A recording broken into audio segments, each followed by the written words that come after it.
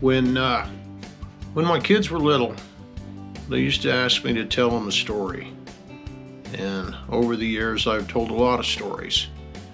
And that's what I'm hoping to do with this video and these series of videos that I'm putting together is I'm going to tell my story, our story. It's the story of the Milburn South Fork Ranch. My third wife, Anna, and I own the South Fork Ranch. I'm sure we'll get a chance to talk about wives at some point. Hopefully this one will outlive me. The reason I'm doing this is I'm getting ready to retire after 26 years from the Department of Corrections. I'm 61 years old. I've spent the majority of my life in agriculture, ranching. Got a lot of stories to tell, and the reason I want to tell the stories is there's a lot of negative, misinformation that's being put out there. I believe the majority of it is social media. And so I'm going to cast a counter effort. I'm getting ready to retire, and I thought, rather than just sitting on the front porch with Jake the dog and waiting to die, I'll see if I can actually accomplish something. I was going to get dolled up, take a shower, shave, put on a clean shirt, but I thought that's not really me. This is how I look every day. So if you would happen to run into me at the airport or the sale barn, this is me. When your wife looks at you and says, "Hey, isn't that the guy from the Google web?" you'll be able to say, "Well, it looks kind of like him, but that other guy's younger, not quite so fat." But anyway, it's me, and I've got a story to tell, and I'm going to tell it. My granddad bought this ranch in 1946 and started out raising Angus cattle. He raised Angus cattle and actually got to where he was really good at raising female mother cows. And he developed what he calls a super mama cow. And my family's been taking on that effort off and on from way back the time that he started it. And that's what we do. That's what Anna and I do. We raise replacement heifers, specifically Wagyu replacement heifers. There's quite a bit of work to it. Throughout these videos, I'm going to try to keep it simple to where anybody that would happen to stumble onto this should be able to understand what it is I'm talking about.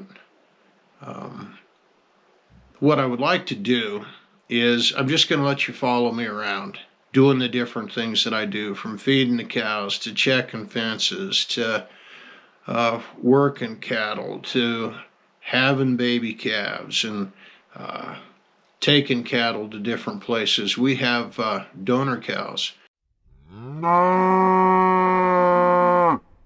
that produce embryos for us. We've got a handful of really nice Wagyu donor cows. We've got cattle in Kansas right now that are being flushed, producing embryos for us, and we've got a cow in Texas, in Weatherford, Texas, down there being flushed.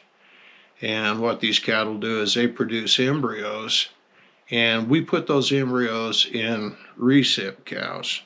And those are the cows that are left over from the old Angus herd. Rather than raising Angus calves now, those cows are going to raise Wagyu calves. It's really not as complicated as it sounds. But we produce a lot of embryos. We sell embryos. And the embryo sales kind of help to cash flow this thing. It's anybody that's in agriculture will tell you it's a pretty expensive hobby. And we'll talk about that later on, just the economics, the ways that we try to make both ends meet. People that work in agriculture, at least on ranches, it seems like one member of the family, the husband, the wife, whoever, a lot of them have a job in town. And one of the main reasons for that is just the consistent cash flow, but it's also for the insurance, for the benefits.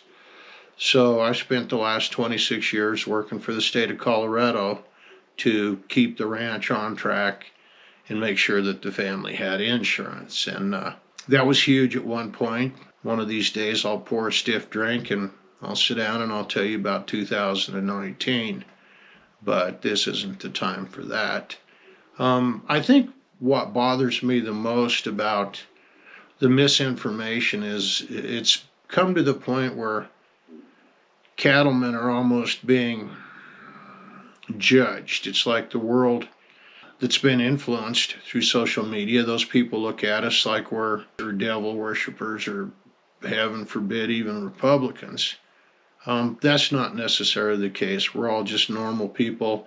Most ranches are family owned. If people are watching Yellowstone on TV, there are probably a handful of ranches like the Yellowstone, but most of them are not. The South Fork Ranch, we're more of a cross between Yellowstone and Green Acres. And I guess if anybody's old enough to remember Green Acres, keep watching, we'll get along just fine. But if you're looking at this now and can't remember Green Acres, you're probably too young. You probably need to be watching something else, or playing a video game, or cashing checks in your parents' basement. I'm not sure exactly what you do with your spare time, but that's none of my business. So what we're going to do is we're just going to spend some time together. Like I said, the first episode's just an introduction to the ranch. I walked around the ranch and showed you the place and talked a little bit about what we're doing, and I hope to build on that. But for now, if you would, just bear with me. This is a brand new effort. I'm not good at this kind of thing. I'm terrible on a computer. I'm worse with a cell phone. I have written a couple of books, just simple short books of short stories. And one of these days I might even read you a story out of the books. I think I'm funnier than hell. My kids think I'm funny. I guess I'll maybe read a story to you and you can decide for yourself.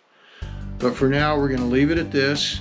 Pay attention. Season 1, Episode 1 of South Fork. I hopefully get going on this thing after the first of the year. It's Christmas Day today, 2022. We're 5 miles south of a little town called Araba, Colorado, in the middle of nowhere. This isn't Kansas, but you can see it from the porch. It actually got up into the 50s today, which is a contrast to last Thursday. It was 20 below zero and wind chill of minus 40.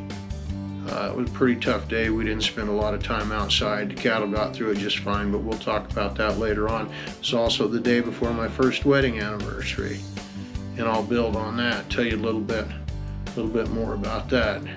But if you would, just pay attention, watch for my posts, follow me. If you can think of something I can do to improve, just get word to me somehow. I'm sure there'll be a way to do that.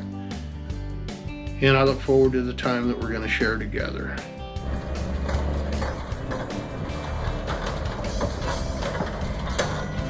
Bye.